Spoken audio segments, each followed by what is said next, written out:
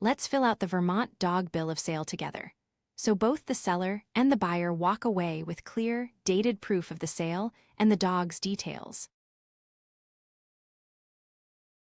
Start at the top with the date of sale. Then the seller's details, in our example that's Anna Baker, with her address, phone, and email.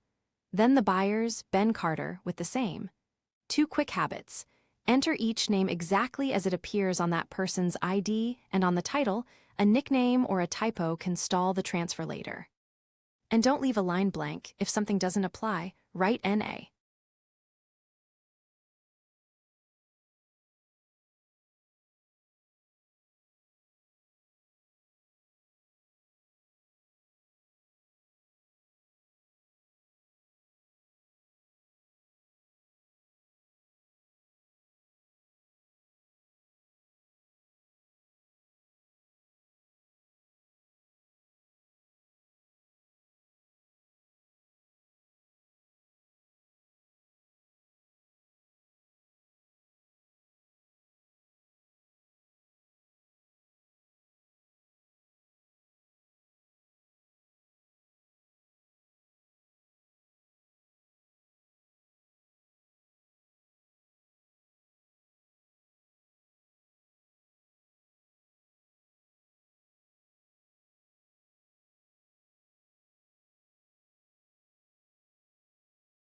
Next, describe the dog.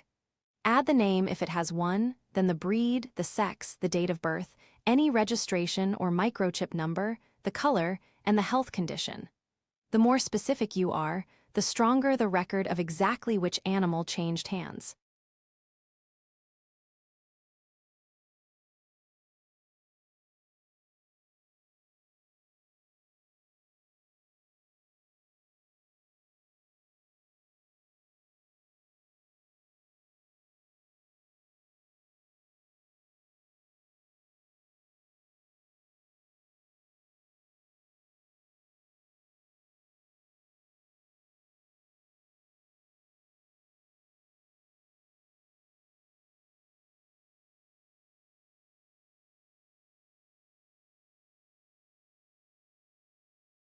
Now the purchase date and the sale price in our example, $8,500, paid all at once, by check. Write the real price. A figure that does not match what actually changed hands leaves the buyer with weaker proof and can raise questions later.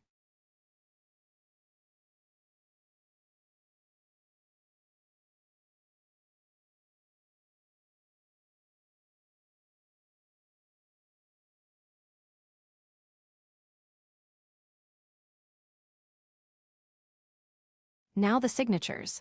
The seller and the buyer each print their name, sign, and date. This form also has witness lines and a notary block. Use them if your state requires it, or add a witness for extra proof. Then make 2 copies. Each side keeps a signed one. If you're buying a dog in this state, here's what you need to know about your bill of sale and your rights as a buyer. First, the seller is required to give you a written notice of your rights at the time of sale. This form is prescribed by the secretary, so make sure you receive it before you leave. The bill of sale itself must include a description of the dog, including the breed and date of purchase, your name, address, and telephone number, and the purchase price. Now, if your dog becomes ill, you have 7 days following the sale to act. If a congenital condition is discovered, that window extends to within 1 year of the sale. In either case, your remedy is to return the dog to the pet dealer or pet shop and receive a full refund of the purchase price, including sales tax and reasonable veterinary fees related to the certification process. Remember, this is general information, not legal or tax advice.